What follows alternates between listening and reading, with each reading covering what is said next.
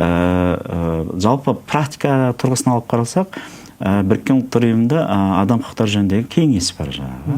Адам құқықтарында комитет қызметін атқарады жаңағы. Сонымен қатар дін саласын реттеудің тағы бір басқа да институттар бар. Мысалы, өркениеттер альянсы деген бар. Өркениеттер альянсы деген ол өркениеттер бірнеше мәдениеттерден тұрады жағы. Мәдениеттің басы ол тіл, діл, дін, былай айтқан кезде осындай бірнеше қабаттар бар жағы. Соның негізінде ол өркениеттер альянсында бұл да былай айтқанда дін саласындағы реттеудің халықаралық тәжірибесін айтып отырды.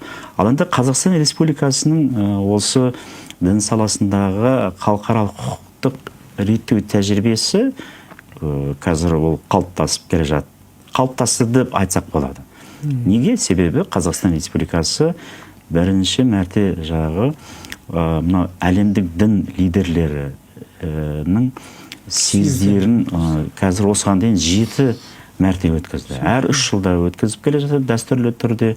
Оған бастапқы кезде мысалы бірнеше мемлекеттердің өкілдері қатысты, соңғы жылдары оның қатысушы өкілдерінің саны көбейе бастады. Бұл да Қазақстан Республикасының осы дін саласындағы халықаралық тәжірибесі ретінде әрі брендтік деңгейдегі бір шарасы, имиджі деп айтсақ та болады. Сондықтан бұл